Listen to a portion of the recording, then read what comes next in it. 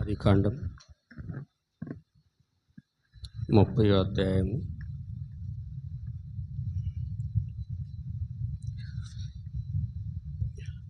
22, 23, 24 వచనాలు మన దేవుని యొక్క వాక్యాన్ని భయభక్తులు చదువుకుందాం. దేవునికి స్తోత్రం.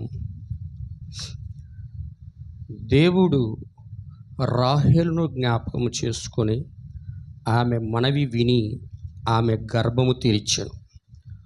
అప్పుడు ఆమె గర్భవతి అయి కుమారుని కానీ దేవుడు నా నింద తొలగించును అనుకొనెను. మరియు ఆమె యెహోవా మరి ఒక కుమారుని నాకు దయచేయునుగాక అనుకొని అతనికి యోసేపు అను పేరు పెట్టెను. ఆమె చదవబడిన వాక్యం ప్రభు దీవించునుగా. దయచేసి కూర్చోవచ్చు. కూడా ప్రభు అయిన యేసుక్రీస్తు నామములో నా యొక్క శుభములు, హృదయపూర్వక వందనాలు తెలియజేస్తు అందరికీ హల్లెలూయా. దేవునికి స్తోత్రం. అందరూ సంతోషంగా ఉన్నారా? మంచిది. ప్రభు అందరూ కూడా దీవించునుగాక. సరే, ఈ సమయంలో మనం ఒక ప్రత్యేకమైన వర్తమానం మనం అందరం కూడా విందాం. అందరూ కూడా దేవుని యొక్క వాక్యాన్ని జాగ్రత్తగా గమనించాడు.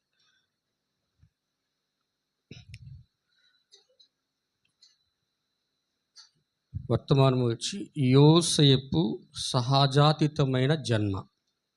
యోసేపు యొక్క జన్మ ఎటువంటిది? సహజాతీతమైన జన్మ అనే ఒక కార్యమును గురించి మనం మాట్లాడదాం. హల్లెలూయా. చూడండి నా ప్రియమైన సోదరి సోదరులరా, భూమి మీద అనేక మంది పుడుతుంటారు. అందరూ పుడుతుంటారు, అనేక మంది పుడుతుంటారు కానీ అందరూ సామాన్యంగానే జన్మిస్తూ ఉంటారు. హల్లెలూయా. అంతే కదా? వివాహమైనటువంటి సంవత్సరములకు లేదా 2 సంవత్సరాలకు కామన్గా అందరికీ వివాహమైన దంపతులకి పిల్లలు పుడుతూ ఉంటారు. అది అనేక మంది లోకములు పుడుతుంటారు కాబట్టి దాన్ని ఏమంటారంటే సామాన్యమైన జన్మ. అందరితో పాటు అందరూ జన్మిస్తున్నారు, అది జన్మ. కానీ యోసేపుది సహజాతీతమైన జన్మ. ఎటువంటి జన్మ అండి? సహజాతీతమైన జన్మ అంటే అందరి జన్మల కన్నా వ్యత్యాసముగా పుట్టుట. అంటే అతని యొక్క జీవితము కూడా, జీవించే విధానం కూడా కొంచెం వ్యత్యాసంగా ఉంటుంది. హల్లెలూయా. దేవుని యొక్క నామానికి మహిమ కలుగును గాక. కాబట్టి ఇక్కడ మనం చూడాల్సింది ఏంటంటే నా ప్రియమైన సోదరి సోదరులారా, అలాగా బైబిల్ గ్రంథములో అనేక మంది పుట్టారు కానీ అందరూ సామాన్యంగా పుడుతున్నారు. కానీ కొందరు మాత్రం సహజాతీతంగా బైబిల్లో పుడుతున్నారు. సహజాతీతమైన జన్మ ద్వారా పుడుతున్నారు. ఆమేన్. హల్లెలూయా. దేవుని యొక్క నామానికి మహిమ కలుగును గాక. కాబట్టి మీరు జాగ్రత్తగా గమనించినట్లయితే ఈ యొక్క సహజాతీతముగా పుట్టిన వారిలో కొంతమందిని మనం తీసుకున్నట్లయితే యోసేపు ఎలా పుట్టాడో అలాగే కొంతమంది వ్యక్తులు బైబిల్ గ్రంథంలో పుట్టారు. హల్లెలూయా. ఎగ్జాంపుల్కి మనం చూసుకున్నట్లయితే అబ్రహాము గారు సామాన్యమైన వాడే. కానీ అబ్రహాము శారాల యొక్క శరీరము మృతతుల్యమైనదిగా మారిపోయినప్పుడు వారు సహజాతీతమైన సమయంలో శరీరము మృతతుల్యముగాను అబ్రహాముకు శారాకు గర్భం ఉడికిపోయిన సమయంలో, అటువంటి సమయంలో సహజాతీతమైన ఒక వాగ్దాన కుమారుడైన ఇస్సాకు పుడతా ఉన్నాడు. హల్లెలూయా. అవును కదా? ఎందుకంటే మృతతుల్యమైన 2 శరీరాల్లో నుండి సహజాతీతమైన ఒక వ్యక్తి ఇస్సాకు సహజాతీతమైన కుమారుడుగా బయటకు వస్తున్నాడు. హల్లెలూయా. దేవునికి స్తోత్రం. అట్లాగనే వివాహమైపోయి ఎన్నో సంవత్సరములుగా పిల్లలు లేని వారుగా మానోహ భార్య ఉన్నారు. ఏమండి, అందరూ వింటున్నారా? మానోహ భార్య ఉన్నారు. మానోహ భార్య ఎన్నో సంవత్సరములుగా పిల్లలు లేకుండా ఉన్నను వారికి పుడుతున్నటువంటి దేవుని చేత వాగ్దానము చేయబడి, దేవుని చేత బోధించబడి, దేవుని చేత మాట ఇవ్వబడి పుడుతున్నవాడు ఎవరు అంటే ఒక సహజాతీతమైన కుమారుడు పుడుతున్నాడు. హల్లెలూయా, వింటున్నారా? ఎవరు ఆ సహజాతీతమైన కుమారుడు అంటే సంసోను. సంసోను సహజాతీతమైన వాడు. ఇజ్రాయేలులందరూ న్యాయాధిపతుల్లో కన్నా ఒక చాలా వ్యత్యాసమైన వ్యక్తి అతను.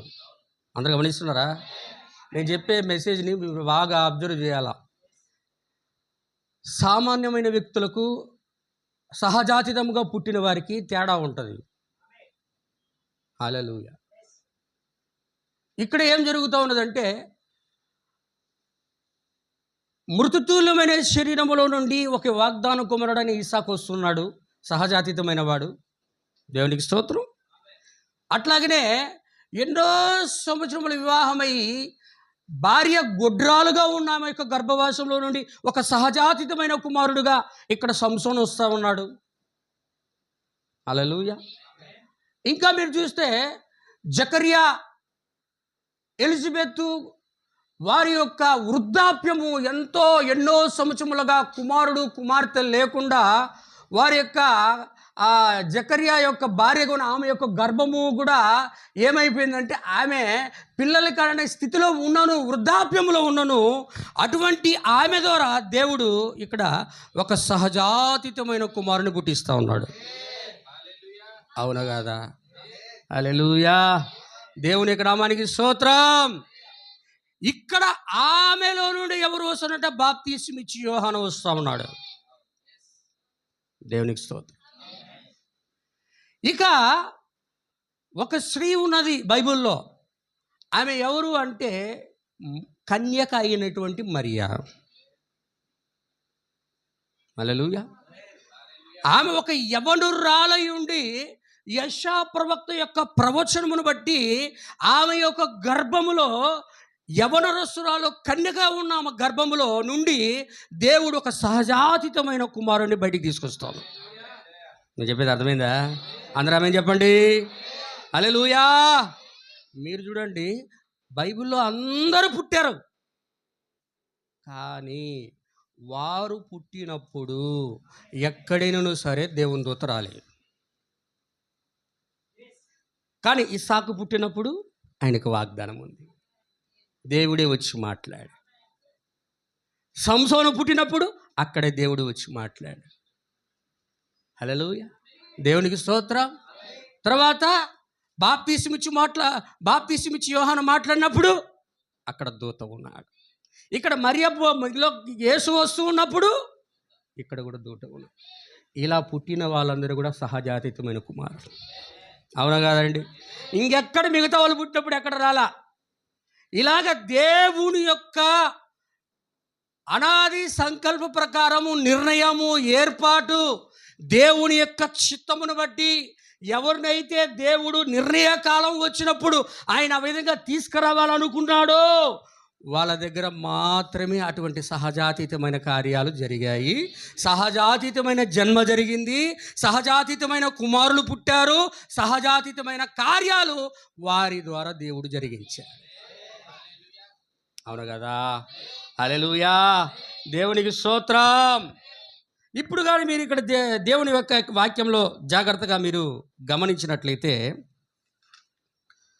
ఇక్కడ యాకోబు ఉన్నాడు. యాకోబు తన తండ్రిని మోసగించాడు. తన యొక్క సహోదరుడైనటువంటి ఏశావును అతడు మోసగించాడు. దేవుని యొక్క వాగ్దాన వాక్యము కూడా క్రొత్త జన్మను అతడు ఆయన ఏం చేశాడంటే ఆశీర్వాదముగా పొందుకొని తన యొక్క అన్నైనటువంటి యోసేపునకు భయపడి తన యొక్క మామ అయినటువంటి ఎవరైనా లాబాను దగ్గరికి పారిపోయాడు. ప్రైజ్ ది లార్డ్, హల్లెలూయా. ఎప్పుడైతే లాబాను దగ్గరికి పారిపోయాడో అక్కడ ఆయన లాబాను యొక్క కుమార్తెగా ఉన్నటువంటి రాహేలును అతడు ఇష్టపడ్డాడు. అందరూ వింటున్నారా? ఆమెను వివాహము చేసుకుని తన యొక్క మామతో మాట్లాడి అతడు 7 సంవత్సరములు అక్కడేం చేశాడు? పశువులు మేపాడు. ఏం మేపాడు? ఈరోజు ఫ్యాషన్ ఏంటంటే గొర్రెలు మేపితే విచిత్రంగా చూస్తారు, బర్రెలు మేపితే విచిత్రంగా చూస్తారు, కుక్కను ఎత్తుకొని పోతుంటే వెరైటీగా చూస్తారు కాదా? అంటే వాళ్ళందరికన్నా కుక్క పట్టుకొని తిరిగేవాడు గొప్పోడు ఈ జనరేషన్లో. కానీ ఆ కుక్క వల్ల ఏమో వచ్చిందిలే, కుక్క వల్ల ఏమైనా వచ్చిందా?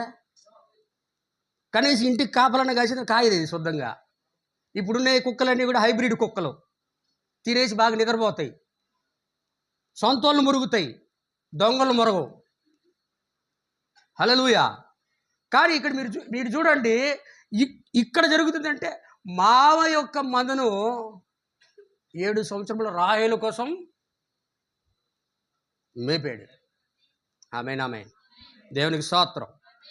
నేను చెప్పింది నిజమే. కుక్కలను చూసేవాడిని చెప్పి మనిషి ఏమో పాపం నడవడానికి బైక్ లేక, తొక్కేదానికి సైకిల్ లేక నడుచుకుంటూ పోతుంట, కుక్క మాత్రం స్కూటీలో పోతుంటుంది. వాడిని చూసా, మనిషిని చూస్తే ఎట్లా అంటారు, కుక్కను చూస్తే కారులో పోతుంటుంది కుక్క. పాపని చూసి కారులో కుక్క పోతుంది, నేను కూడా నడిచిపోతున్నాను, చాలా బాధపడుతుంటాడు మనిషి. అది వాస్తవము, నేను చెప్పే విషయాలన్నీ కూడా. కానీ కొంతమందికి నొప్పిగా ఉంటాయి వినే వాళ్ళందరికీ. ఇక్కడ కదలే, బయట. దేవునికి స్తోత్రం, హల్లెలూయా. ఎందుకంటే అది వాక్యం, అది అంతా అలాగనే ఉంటుంది. మరి దేవుని యొక్క నామానికి మహిమ కలుగా. కానీ ఇక్కడ రాహేలు కొరకు అతడు 7 సంవత్సరాలు చేశాడు అక్కడ. కానీ మామ ఏం చేశాడంటే ముసుకేసి మోసం చేశాడు. దేవునికి స్తోత్రం, దేవుని యొక్క నామానికి మహిమ కలుగా. ఇప్పుడు యాకోబు వచ్చి అడిగాడు, అయ్యా నేను ఆమెను కదా పెళ్లి చేసుకోవాలనుకో, నువ్వేంది ఇటు చేసావు? ఆమె అప్పుడు, అయ్యా అలా చేయడం మా దేశం యొక్క సాంప్రదాయం కాదు. కాబట్టి నీకు ఆమెను వివాహం చేసుకోవాలనుకుంటే ఇంకొక 7 సంవత్సరాలు చేయి, గొర్రెలు మేపు, అప్పుడు ఆమెను కూడా నీకు ఇచ్చి వివాహము చేస్తా. హల్లెలూయా. అప్పుడు ఆయన మరలా చేసినట్టు మరలా 7 సంవత్సరాలు కొలువు చేశాడు. హల్లెలూయా. అందరూ ఆమేనేనా? దేవునికి స్తోత్రం. కానీ మీరు ఇక్కడ గమనించాల్సింది ఏంటంటే, ఇక్కడ పాత నిబంధనలో దేవుడు తన చిత్తమును నెరవేర్చడానికి ఆయన బహుభార్యత్వం ఇచ్చాడు.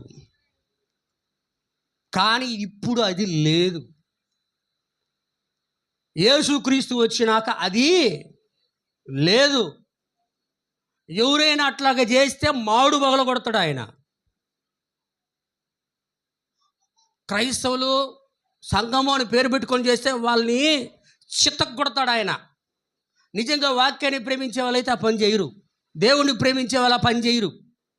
హల్లెలూయా, దేవునికి స్తోత్రం. పాత నిబంధనలో దాన్ని దేవుడు అనుమతించాడు.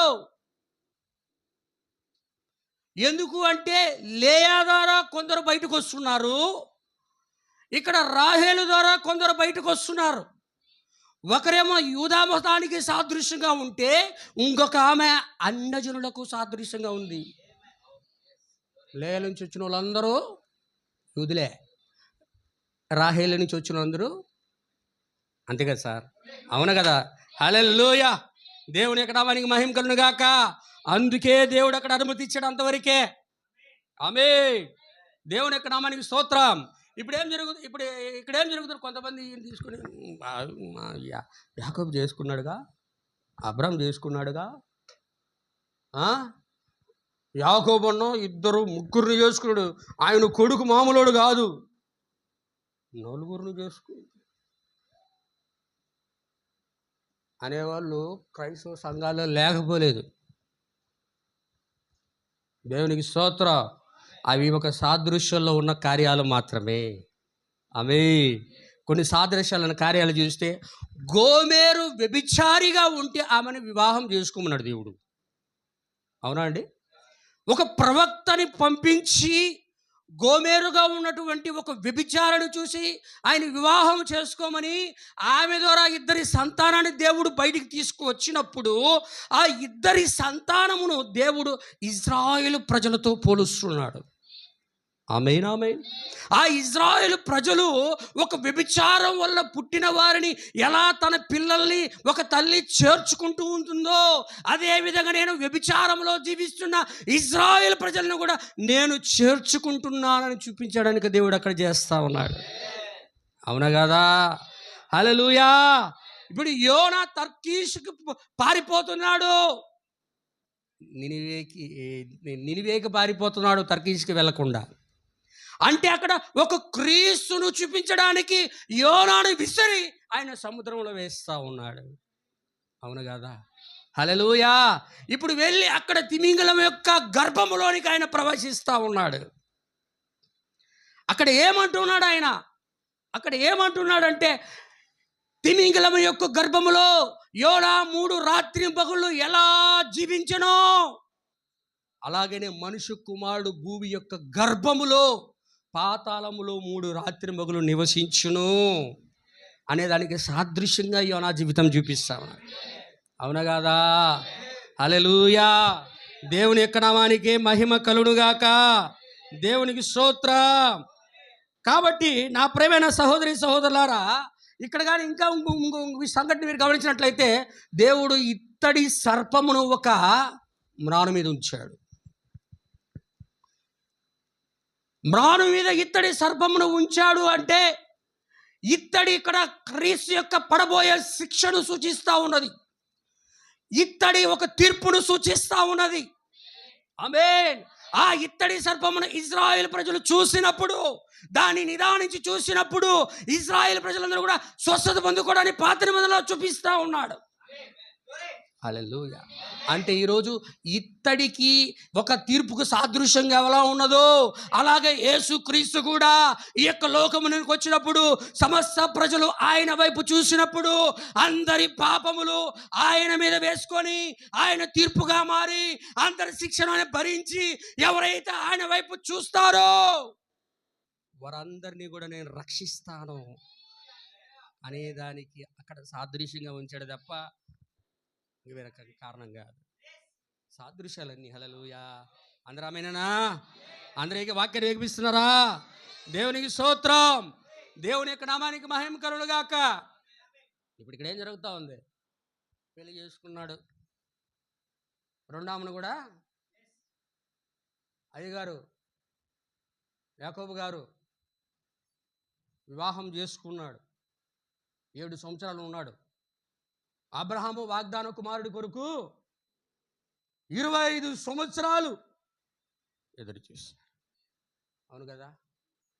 అవును కదండి? కానీ యాకోబు ఆమె వివాహం చేసుకోవడానికి ఎన్ని సంవత్సరాలు ఎదురు చూశాడు తెలుసా? 20 సంవత్సరాలు పారిపోయాడు. 20 సంవత్సరాలప్పుడు పద్దనరాం పారిపోయాడు. 7 సంవత్సరాలు చేసాడు. ఎన్ని సంవత్సరాలు? 7 సంవత్సరాలు చేసాడు. మళ్ళా 7 సంవత్సరాలు చేశాడు. అప్పుడు ఈ యొక్క 20 14 వింటున్నారా?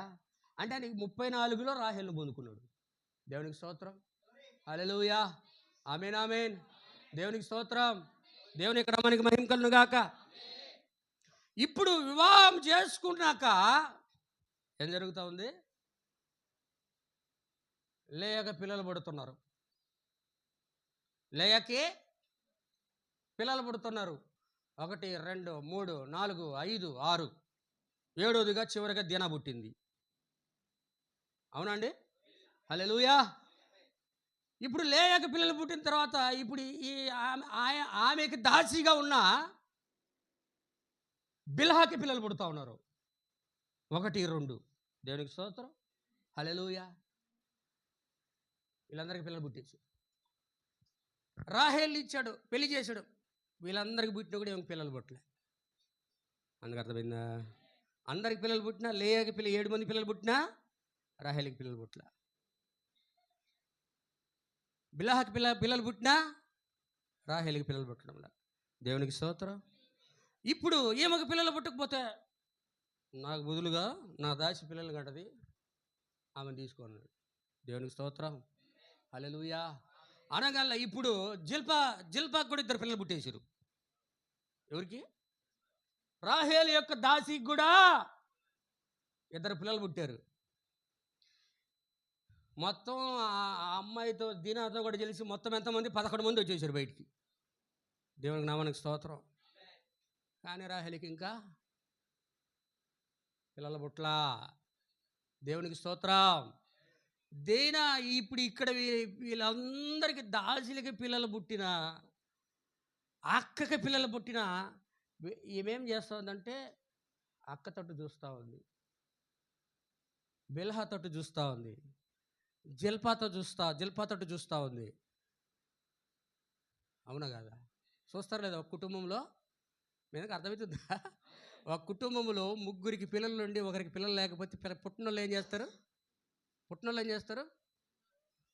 పుట్టినోళ్ళే చూస్తుంటారు. దేవునికి స్తోత్రం. దేవుని ఎక్కడ మనకి మహింకలంగా పుట్టినోళ్ళనే చూస్తుంటారు. ఈరోజు లేనోడు ఏం చేస్తాడంటే ఉన్నోడు తట్టే చూస్తుంటాడు.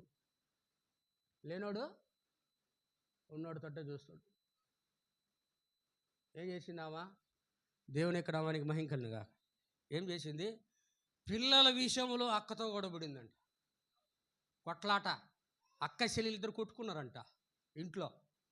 కొట్టుకొని అక్క చెల్లెలు జుట్లు కొట్టుకుంటే ఎట్టుంటుంది? అక్క చెల్లెలిద్దరు జుట్లు పిల్లలు పుట్టకపోతే అక్క చెల్లెలు కొట్టుకుంటే పిల్లలు పుడతారా? దేవుని యొక్క నామానికి మహిమ. దేవునికి స్తోత్రం, హల్లెలూయా. ఇద్దరికి గొడవ, ఇంట్లో కొట్లాట అయిపోయేసరికి దేవుడు అంటాడు, ఎప్పుడైనా సరే నీ నిర్ణయ కాలం వచ్చినప్పుడే నీకు జరుగుతాయి. నిర్ణయ కాలం వచ్చేంత వరకు నువ్వేం చేయాలంటే పక్క వాళ్ళని చూడకూడదు. పక్క వారిని నువ్వు చూడకూడదు. ఇజ్రాయిలీలు చూశారంట. ఏమని? ఒరే, ఫిలిస్తీ దేశానికి రాజు ఉన్నాడు, ఈజిప్ట్ దేశానికి రాజు ఉన్నాడు, పక్కన ఉన్నటువంటి సిరియాకు రాజు ఉన్నాడు, మనకు రాజు లేడురా. దేవుడే వాళ్ళకు రాజుగా ఉన్నాడు అక్కడ.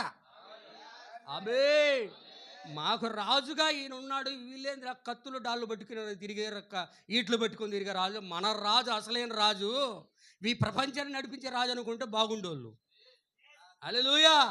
వాళ్ళేం చేశారు? మన ముందు కత్తి పట్టుకొని అట్ట రొమ్ము విరుచుకొని నడిచి కంటలు తిరిగిన రాజు కావాలి. ఈయన రాజురా, పైన మేఘస్తంభంగా అగ్నిస్తంభంగా పోతున్నాడు, మాకు రాజు కావాలి అని చెప్పి చుట్టుపక్కల దేశాల నుండి ఎప్పుడు చూసారో అప్పుడు వచ్చింది వాళ్ళకి ఊరి. అప్పటిదాకా బాగానే ఉన్నారు ఇజ్రాయిల్. పక్క దేశాలను చూసి వాళ్ళలాగే మేము ఉండాలనుకున్నారో అప్పుడు వస్తుంది వాళ్ళకి ఊరి. ఇజ్రాయిల్ ఇంకొక చోట ఏం చేశారు? అమ్మోనీలకు ఇళ్ళు ఉన్నాయి, మోయాబీలకు ఇళ్ళు ఉన్నాయి, వర్తమానంలో ఉన్నాం, మాకు మాత్రం ఇల్లు లేవు, మేమేమో డేరాల్లో ఉంటున్నాం. ఏమండి? ఎక్కడ ఉంటున్నాం? మేము డేరాల్లో ఉంటున్నాం. అమ్మోనీళ్ళు బిల్డింగులు చూడు, మోయాబీలు బిల్డింగులు చూడు, మనమేంద్రా మన వర్తమానం అంట, మనకు మేఘస్తంభం ఉంది అంటున్నాడు మోసే, అగ్నిస్తంభం ఉందంటున్నాడు మోసే, అన్నీ ఉందంటున్నాడు మోసే, కనీసం మనకు ఒక ఇల్లు కూడా లేదు. ఎప్పుడైతే నువ్వు పక్కన వారిని చూస్తావో నీకు శ్రమ వస్తుంది. అందుకే ప్రవక్త, నువ్వు పక్క వారితో నువ్వు పోల్చుకోకు, నువ్వు వాక్యమును ప్రేమించి దేవుడు ఇచ్చినప్పుడు ఇస్తాడని ప్రార్థన చేయి. ఆమేన్, హల్లెలూయా. ఇప్పుడు ఏమేం చేసింది? పక్క వాళ్ళందరినీ చూస్తా, అందరికి పిల్లలు ఉన్నారే, పక్కింటోళ్ళకి ఏసీ ఉంది, మనోళ్ళు ఉంటారు కొంతమంది, పక్కింటి వాళ్ళకి ఏసీ ఉంది, మన ఇంట్లో ఏసీ లేకపోతే ఎట్టా? అయ్యా అయ్యా ఏసీ కొనేదాకా అయ్యా అయ్యా ఏసీ కొనేదాక ఆ ఏసీ వచ్చేసిందిగా ఎట్ట మాట్లాడుతారు? No sir. పక్కోళ్ళను కొని మనము తీసుకుంటే మనమే శోధనలో ప్రవేశిస్తాం. పక్కింటోళ్ళకి ఇది ఉంది, ఫ్రిడ్జ్ ఉంది, మనకు లేదు అని మనం కొన్నాం అనుకో, మనం శోధనలోకి పోతాం. దాన్ని ఈ ఫైనాన్స్ తీసుకొని ఈఎంఐ దాన్ని కట్టలేక వచ్చినోడి దగ్గర తిట్టించుకొని మాటలు అనిపించుకొని అవసరమా మనకి? ప్రభువా, ఉన్న దాంట్లో నీకు స్తోత్రం ప్రభువా, నువ్వు ఇచ్చినప్పుడు తీసుకుంటా ప్రభువా. ఆమేన్, హల్లెలూయా. పక్కన వాళ్ళని చూస్తే మనం శోధనలు పడతాం. ఇజ్రాయేల్ పక్కన వాళ్ళని చూశారు శోధనలకి. రాహేలు పక్కన వాళ్ళు చూసింది ఏమండి? ఏమొచ్చింది? ఇంట్లో గొడవ వచ్చి అక్క చెల్లెలు ఇద్దరు కూడా తగాదా వేసుకున్నారు. దేవుని యొక్క నామానికి మహిమ కలుగుగాక. ఇప్పుడేం చేద్దాం? అందుకే పక్క వారితో మనం ఎప్పుడు కూడా పోల్చుకోవాలి. కానీ ఈమెం చేసిందంటే ఇక్కడ చూడండి, గమనించి చదవండి అయ్యా, ఇప్పుడు చదవండి. దేవుని నామానికి స్తోత్రం. ఇప్పుడేం చేసిందంటామా? 30 చదువు సార్. దేవుడు రాహేలును జ్ఞాపకము చేసుకొని ఆమె యొక్క మనవి వినెను. చాలు బ్రదర్, హల్లెలూయా. ఏం చేశాడు? దేవుడు రాహేలు యొక్క మనవిని విన్నాడు. లేయాకు పిల్లలు లేరు, క్షమించండి, లేయాకు పిల్లలు ఉన్నారు, జిల్పాకు పిల్లలు ఉన్నారు, బిల్హాకు పిల్లలు ఉన్నారు. వీళ్ళందరికీ పిల్లలు పుడుతున్నా ఈమె మాత్రం ఏం చేస్తుందంటే ప్రార్థన చేస్తూనే ఉంది, కానీ పుట్టడం లేదు. అప్పుడు దాకా ఆమె నిర్ణయ కాలం రాలేదు కాబట్టి ఒక తప్పిదమును బట్టి మీద గుర్తు, ఒక తప్పిదమును బట్టి ఆమె గర్భాన్ని మూసేసాడు ఆయన. హల్లెలూయా. ఇప్పుడు ఇక్కడ ఏం చేశాడంటే ఆమె నిర్ణయకాలము రానంత వరకు ఆమె ఏం చేస్తూ ఉన్నది? ప్రార్థిస్తానే ఉన్నది. ఆమె హల్లెలూయా. ఎప్పుడైతే ఆమె యొక్క నిర్ణయ కాలము వచ్చిందో, నిర్ణయ కాలంలో దేవుడు అప్పుడు ఆమెను జ్ఞాపకం చేసుకున్నాడు. అదేవిధంగా దేవుడు ఈ దినమున అక్కడ రాహేలును జ్ఞాపకం చేసుకుని ఆమె యొక్క గర్భమును తెరిచాడు. అదేవిధంగా నిర్ణయ కాలము రానంత వరకు క్రీస్తు పుట్టడానికి ఆయన వధువు యొక్క గర్భమును తెరవడు. అర్థమవుతుందా? అందుకే 2000 సంవత్సరములుగా ఆయన నీతీకరణగాను, శుద్ధీకరణగాను, పరిశుద్ధాత్మ వరముల బాప్తిసముగా ఆయన కుమ్మరించుకుంటూ మారు మనసు, శుద్ధీకరణ, పరిశుద్ధాత్మ వరములను ఇస్తానే ఉన్నాడు. కానీ క్రీస్తు లోపలికి వచ్చి ఆయన ఎన్నడూ కూడా వ్యక్తులను గర్భవతులను చేయలేదు. అర్థమవుతుందా? దేవునికి స్తోత్రం. ఇప్పుడు ఇక్కడ ఏమంటాడంటే ఆమె యొక్క ప్రార్థన దేవుడు విన్నాడు. ఆమె యొక్క ప్రార్థనను విని ఆమె యొక్క గర్భమును తెరిచి. దేవునికి స్తోత్రం, హల్లెలూయా. ఎప్పుడైతే ఆమె యొక్క గర్భము తెరవబడిందో అప్పుడు ఎవరు పుడుతూ ఉన్నారు? చెప్పండి సార్. ఏమండి? యోసేపునికి ఆమె జన్మనిచ్చి యోసేపుని ఉత్పత్తి చేస్తూ ఉంది ఆమె. దేవునికి స్తోత్రం. ఇప్పుడు ఎన్ని సంవత్సరాలు యోసేపు పుట్టడానికి? 34 సంవత్సరముల తరువాత, 35వ సంవత్సరం తరువాత ఒక సహజాతీతమైన కుమారుడు రాహేలుకు జన్మిస్తాడు. హల్లెలూయా. అందరికన్నా చాలా వ్యత్యాసమైన వ్యక్తి ఆమె. అవునా? హల్లెలూయా. అప్పటికే 10 మంది ఉన్నారు. వాళ్ళందరిది వెంటనే పుట్టేశారు. సాధారణమైన జన్మ. అవునా? కానీ యోసేపు మాత్రం సహజాతీతమైన జన్మ. ఆమె హల్లెలూయా. కానీ 10 మంది కన్నా చాలా వ్యత్యాసమైన వాడు యోసేపు. అవునా కదా సార్? చెప్పండి, ఆమేన్ చెప్పండి. హల్లెలూయా. దేవునికి స్తోత్రం. ఇక్కడ ఏం జరుగుతూ ఉన్నది? ఎందుకు సహజాతీతమైన వాడు యోసేపు? ఎందుకు అతని జన్మ సహజాతీతమైనది? ఎందుకు అతడు సహజాతీతమైన కుమారుడుగా ఉన్నాడు? ఎందుకు అతడు సహజాతీతమైన కార్యాలు చేస్తూ ఉన్నాడు?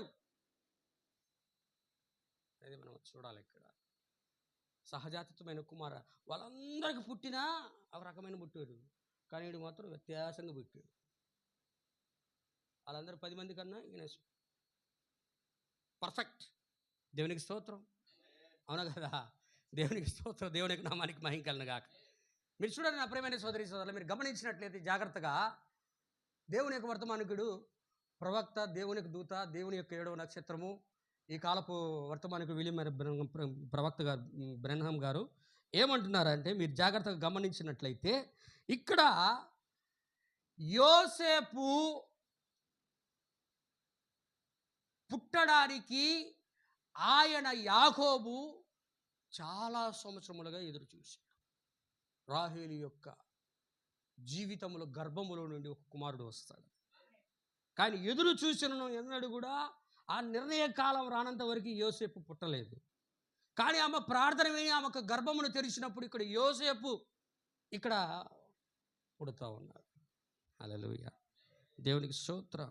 మీకు ఒక విషయం చెప్తా. ఇక్కడ ఈరోజు మనం గమనించాల్సింది ఏంటంటే, నా ప్రియమైన సోదరి సోదరులారా, ఎందుకు యోసేపు వాళ్ళందరికన్నా వ్యత్యాసమైన వాడు?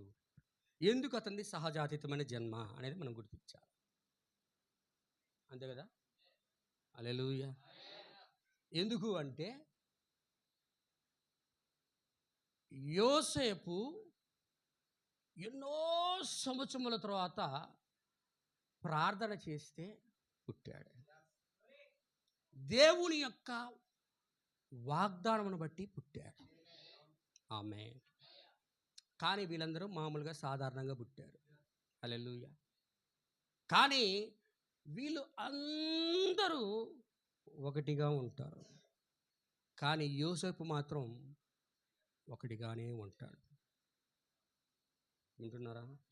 హల్లెలూయా. ఇప్పుడు వీరందరూ మామూలు వస్త్రాలే వేసుకుంటారు. ఏ వస్త్రాలు? యూదుల వస్త్రాలు. అవునా కదా? హల్లెలూయా. కానీ ఈయన మాత్రం 7 రంగుల వస్త్రాన్ని వేసుకుంటాడు. అవునా సార్? హల్లెలూయా. ఈయన మాత్రం ఒక విచిత్రమైన నిలువుటంగి వేసుకుంటాడు. మీకు అర్థం కావాలంటే చెప్తా. ఫ్యాషన్కి స్టైల్కి తేడా తెలియాలి మీకు. ఫ్యాషన్ అంటే ఏం తెలుసా?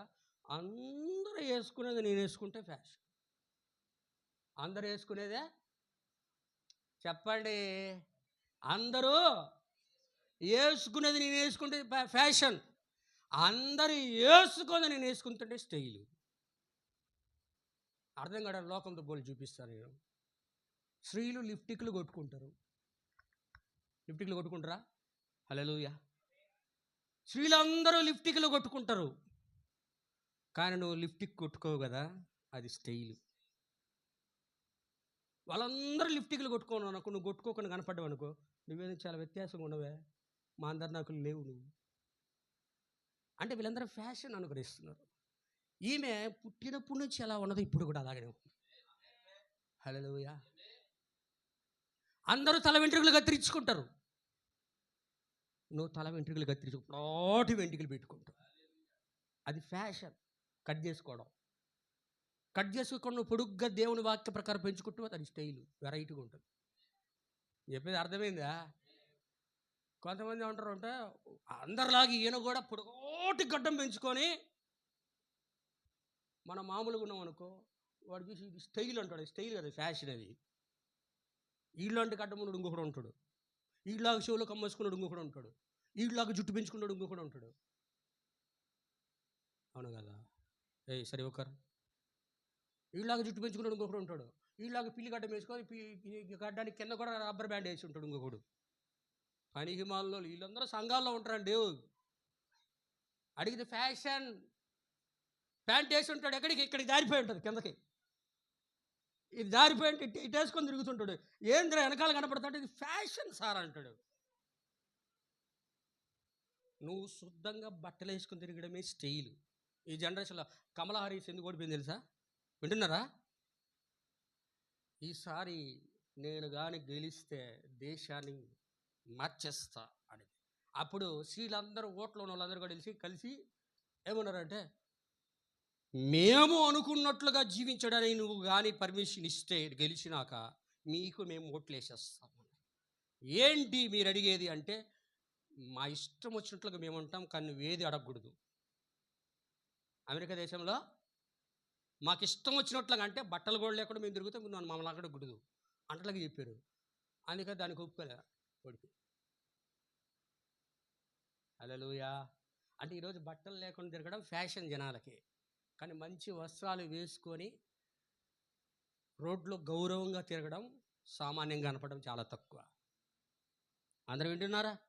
దేవుని యొక్క నామానికి మహిమ కలుగును గాక. ఇప్పుడు ఇక్కడ ఏంటంటే, వాళ్ళందరేమో ఫ్యాషన్గా ఉన్నారు. యోసేపు మాత్రం విచిత్రమైన నిలుటంగా వేసుకుని బాగా స్టైల్గా ఉన్నాడు. వాళ్ళందరికీ దర్శనాలు కళలో రావడం లేదు, కానీ యోసేపు 17వ సంవత్సరంలోనే దర్శనం చూశాడు. ఆమేన్, హల్లెలూయా. ఏం చూశాడు?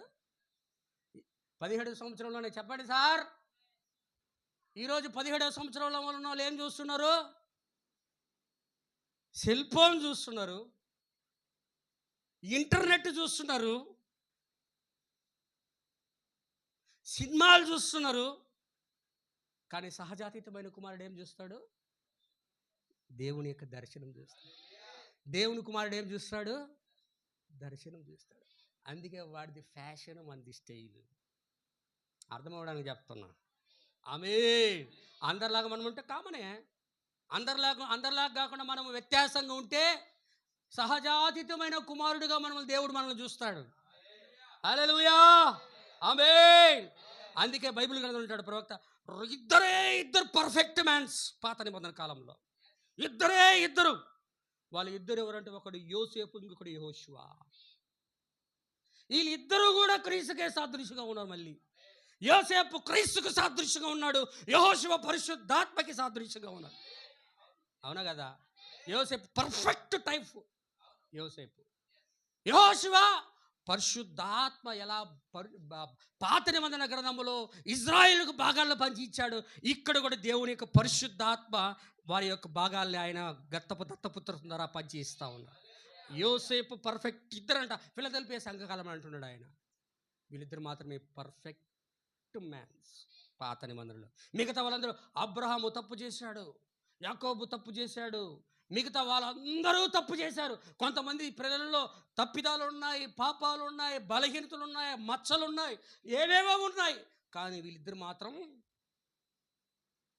పర్ఫెక్ట్, పరిపూర్ణంగా, అబ్సల్యూట్, సంపూర్ణంగా ఉన్నారు వాళ్ళు.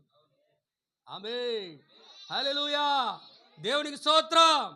అందుకే నువ్వు క్రీస్తుని పొందుకోవాలంటే ముందు యెహోషువను పొందుకోవాలి. యెహోషువను పొందుకుంటేనే నువ్వు యోసేపుగా మారుతావు. యెహోషువ రాకుండా నీ దగ్గరికి యోసేపు రాడు. అంతే కదా సార్? దేవుని నామానికి స్తోత్రం.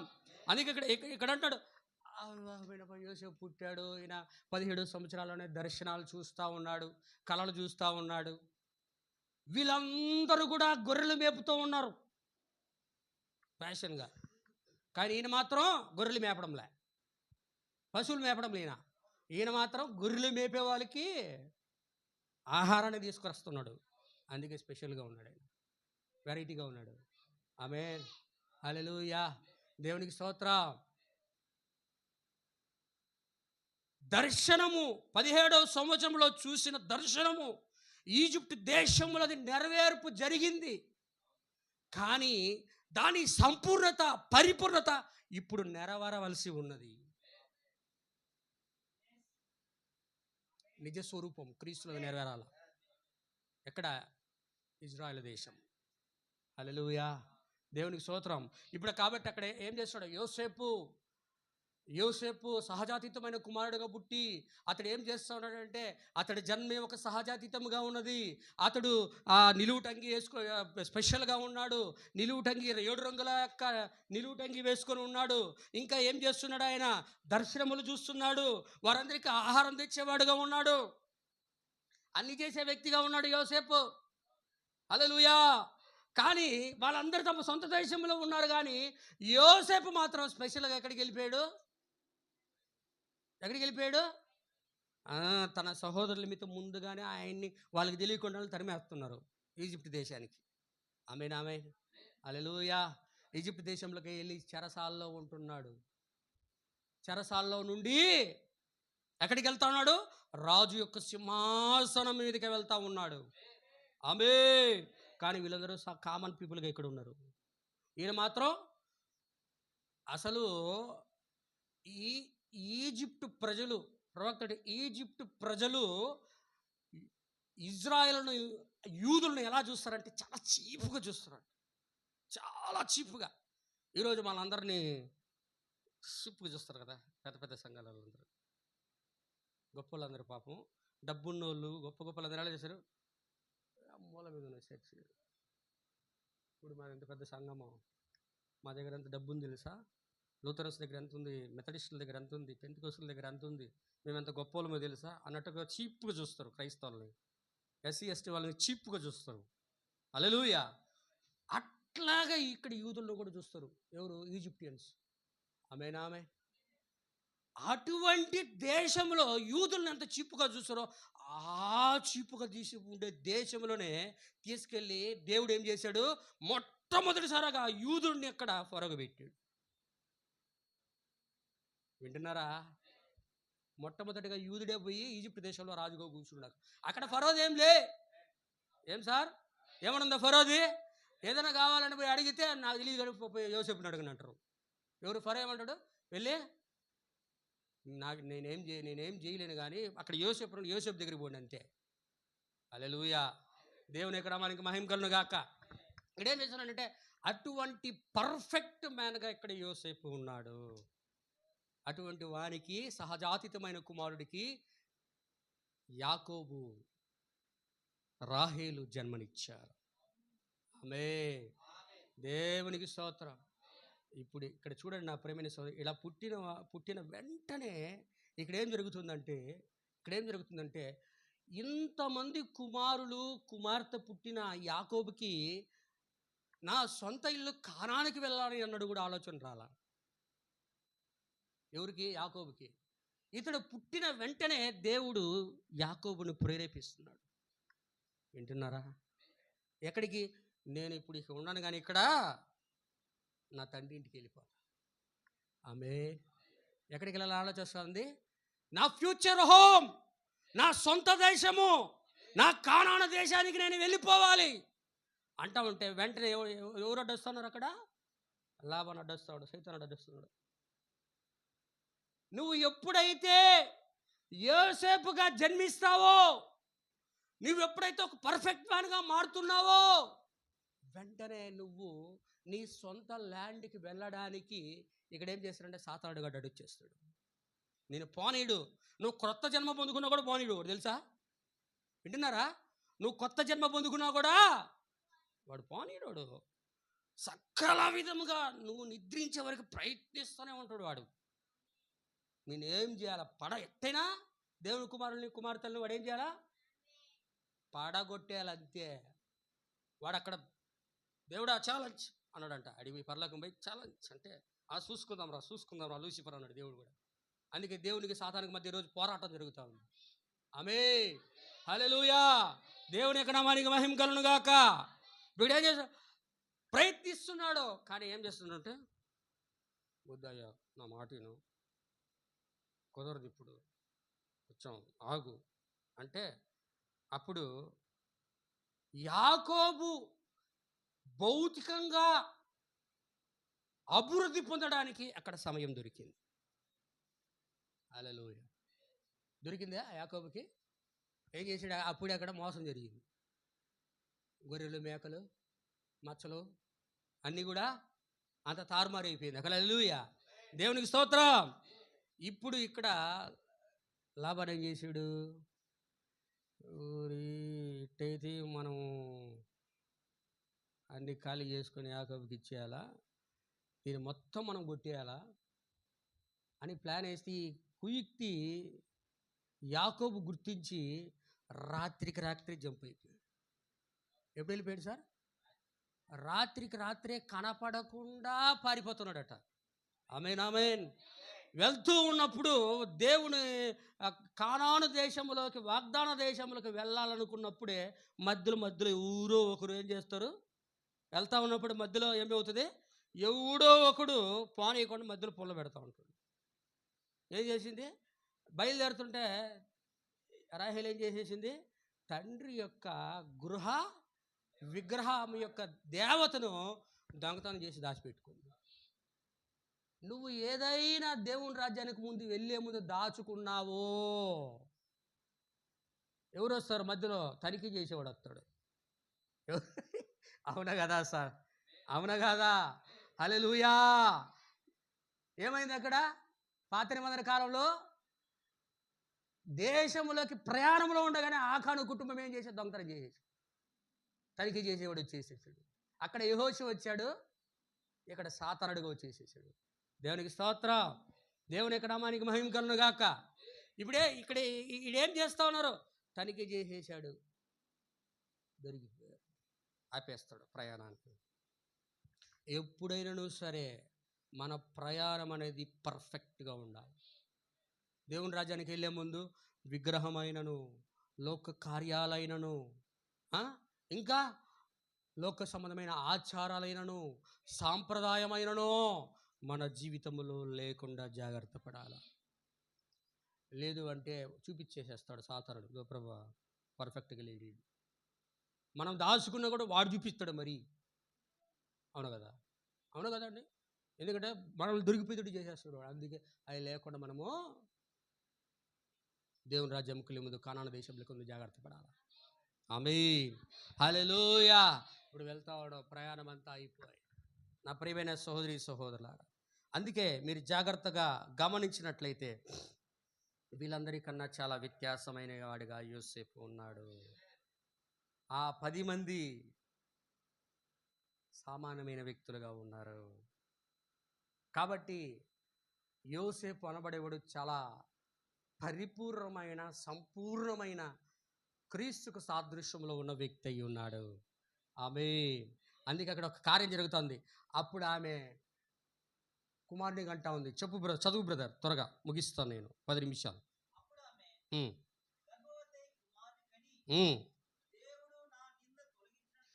దేవుడు నా నింద తొలగించెను అనుకోనేను. ఆమె అప్పుడు మీరు అందరూ గమనించాలి, అక్కడ ఏమంటాడు, యెహోవా మరి యొక్క కుమారుణ్ణి నాకు మరొక కుమారుని దయచేనుగాక అని ఏం పేరు పెట్టిందండి, హల్లెలూయా. అదేంటది, దేవుడు నాకు మరొక కుమారుని దయచేయునుగాక అని అతనికి పేరు పెట్టి. ఆ యోసేపుకి మీనింగ్ ఏంది అక్కడ, దేవుడు నాకు మరొక కుమారుని దయచేయునుగాక. హల్లెలూయా, ఆమేన్. ఇప్పుడు 2 సంవత్సరాల గ్యాప్ అయ్యి తర్వాత ఈమె గర్భముతో ఉన్నది రాహేలు. దేవునికి స్తోత్రం. వెళ్తూ ఉన్నప్పుడు మార్గ మధ్యలో ఏమైపోయిందామా, చనిపోయింది. హల్లెలూయా, ఆమేన్. అందుకే ఇప్పుడు యోసేపు ఇక్కడ రాబోతున్న మరొక కుమారుడికి ఎవరై ఉన్నాడు అంటే ఆయనే తండ్రి తల్లి అయి ఉన్నాడు. ఎవరు చెప్పండి సార్, అందరూ చూస్తారు. రాబోతున్నటువంటి బెన్యామీనికి ఏమై ఉన్నాడు, తల్లి తండ్రి యోసేపు అయి ఉన్నాడు.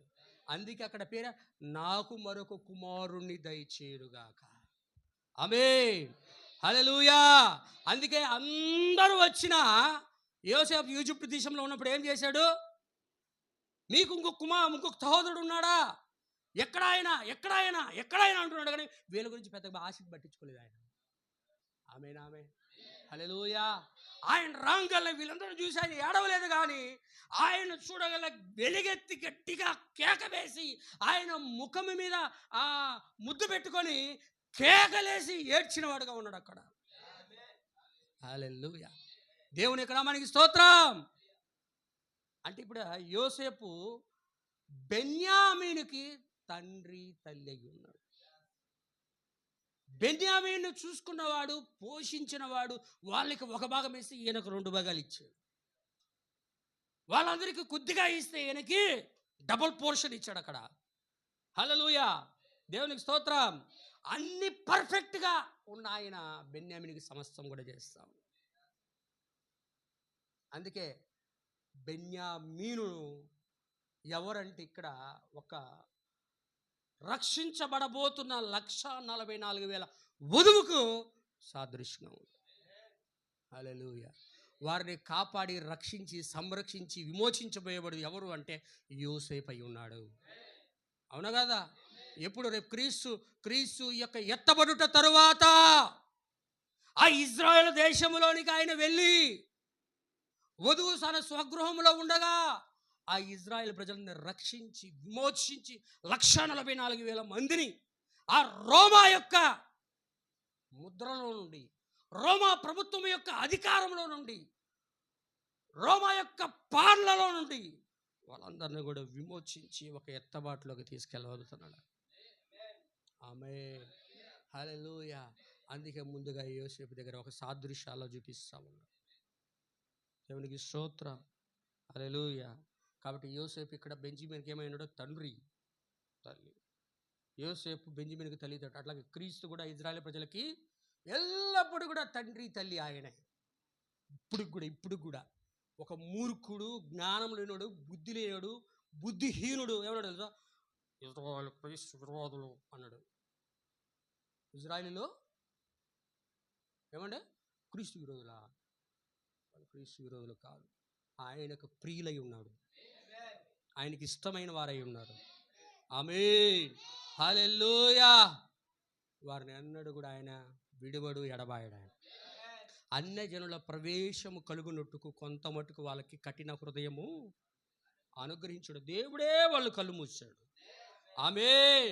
ఎప్పుడు అన్యజనుల యొక్క ప్రవేశము పరిపూర్ణమవుతుందో అప్పుడు ఇజ్రాయిల్ యొక్క కఠిన హృదయము తెరవబడి మరలా వారు మారు మనసు పొందుతారు. అప్పుడు వాళ్ళు 1,44,000 మంది రక్షించబడతారని దేవుని యొక్క ప్రవచనం ఉన్నది. అది నెరవేర్పు జరగబోతుందో దేవుడు జరిగిస్తాడు. ఆ భూమి ఆకాశములు గతించిన ఆయన మాటలు ఏమాత్రమో గతించవో. ఆ 1,44,000 మంది ఇప్పుడు భూమి మీద దేవుడు ఉంచి ఉన్నాడు. వారి కొరకు ప్రభువైన యేసుక్రీస్తు వారు ఎత్తబడ్డ తర్వాత వెళ్ళబోతా ఉన్నాడు. అప్పుడు ప్రకటన 11:7 నెరవేర్పు జరగబోతా ఉంది. ఆమేన్.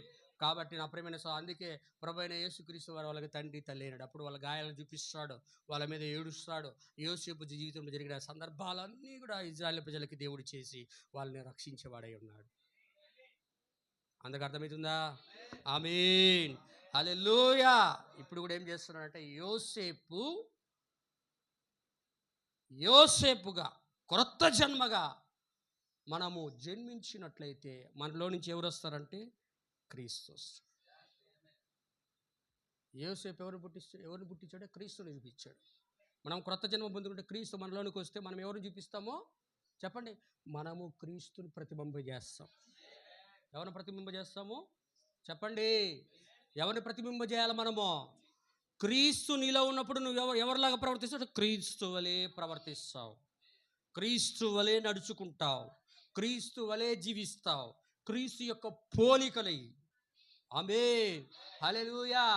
దైవత్వం యొక్క సర్వ పరిపూర్ణత యేసులో ఉండి ఎలా తను బయలుపరుచుకున్నాడో ఇప్పుడు ఇక్కడ కూడా క్రీస్తు యొక్క సర్వ పరిపూర్ణత ఆయన శరీరముగా ఉన్న సంఘములో ఉండి ఆయన తాను బయలుపరుచుకుంటున్నాడు. హల్లెలూయా. అందుకే యోసేపు ఎవరిని తీసుకొచ్చాడంటే బెంజమిన్ తీసుకొచ్చాడు తల్లిదండ్రిని. ఇప్పుడు వధువు ఏం చేసిద్దంటే క్రీస్తును ఆత్మను కలిగినప్పుడు ఆమె కూడా క్రీస్తును ధరించి క్రీస్తును తన యొక్క జీవితంలో చూపిస్తుంది. హల్లెలూయా. అందుకే యోసేపు పర్ఫెక్ట్, క్రీస్తు సంపూర్ణత, ఆయన పరిపూర్ణత, ఆయన సంపూర్ణత. వధువు ఆయన వాక్యమును బట్టి ఆమెను పరిపూర్ణరాలుగా మచ్చైనను డాగైనను కలంకమైన లేనిది ఒక వధువుగా ఆయనే చేవాడున్నాడు. మన సొంత నీతో జ్ఞానము భక్తి గొప్పతనము ఏమి లేవండి. ఏమండి? ఏమీ లేవు, మన దగ్గర ఏమీ లేదు. హల్లెలూయా. అందుకే ఈ కడవరి కాలంలో దేవుడు తాను రాహేలు జ్ఞాపకం చేసుకుని ఎలా తన యొక్క గర్భమును ఆయన రాహేలు యొక్క ప్రార్థన జ్ఞాపకం చేసుకొని ఆమె యొక్క గర్భమును ఎలా తెరిచాడో, బలిష్ఠుడైన దూతగా ఉన్న దేవుడు కూడా వధువు యొక్క గర్భమును తెరిచి ఆమెలో నుండి క్రీస్తుని తీసుకురావడానికి ఆయన ప్రయత్నిస్తాం. హల్లెలూయా. ఆమెను తీసుకొచ్చినప్పుడు ఆమె ఎవరికి జన్మనిస్తుంది? క్రీస్తుకి జన్మనిస్తుంది. ఆ స్త్రీ ఎవరికి జన్మనిచ్చింది? 12వ అధ్యాయంలో ప్రకటన 12లో స్త్రీ ఒక శిశువును కనవాలని కేకలు వేసింది. కేకలు వేసిందా? కనాలంటే ఏం చేయాలా చెప్పండి? ప్రకృతి సంబంధమైన స్త్రీ ఏం చేస్తుంది? పిల్లలు కనాలంటే చెప్పండి, కేకలు వేసి పిల్లలు కంటది. అవునా కదా? ఇక్కడ ప్రకటన 12లో కూడా ఒక స్త్రీ కేకలు వేస్తూ ఉంది క్రీస్తుని బయటికి తీసుకురావడానికి. ఇప్పుడు వధువు కూడా క్రీస్తును తన యొక్క గర్భంలో నుండి బయటికి తీసుకెళ్ళాలంటే ఏం చేయాలి? ఆమె కూడా కేకలు వేయాలా. ఎలా కేకలు వేయాలా?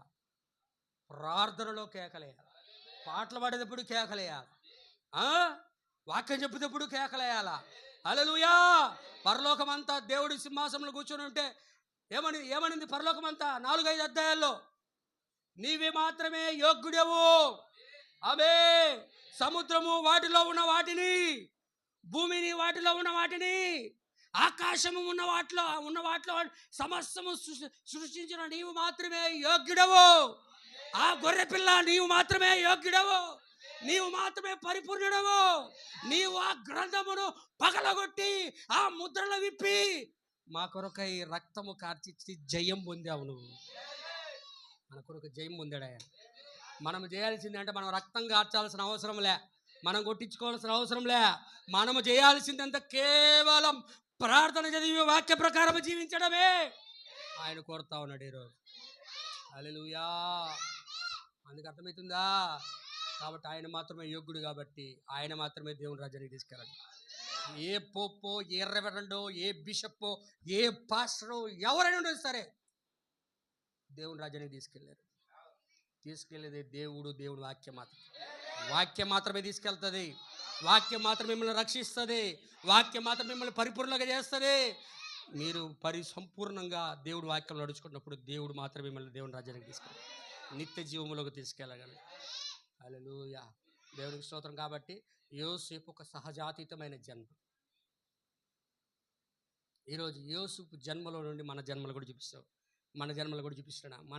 మనము కానీ లోకంలో ఉండి దేవుడి లాస్ట్ కాలంలో మనల్ని జ్ఞాపకం చేసుకోకపోతే మనం ఎక్కడుండేవాళ్ళం?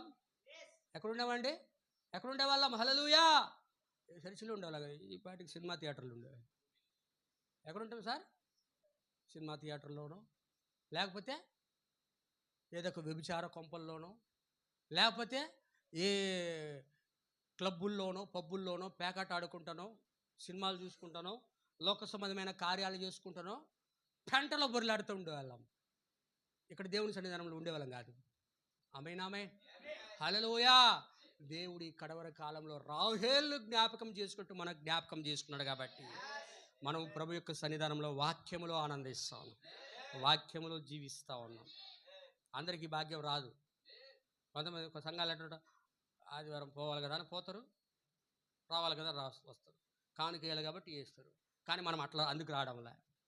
మనం ఎందుకు వస్తున్నాం? ప్రభు దగ్గర సంపూర్ణంగా మారడానికి, పరిపూర్ణంగా మారడానికి, మన దేహము యొక్క విమోచన నిమిత్తము మనం దేవుని దగ్గరికి వస్తున్నాం, దేవుని సన్నిధానానికి వస్తున్నాం.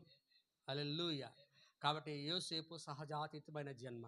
అలాగనే మన జన్మలు కూడా క్రొత్త జన్మ ద్వారా సహజాతీతమైన జన్మలుగా దేవుడు మారుస్తున్నాడు. హల్లెలూయా.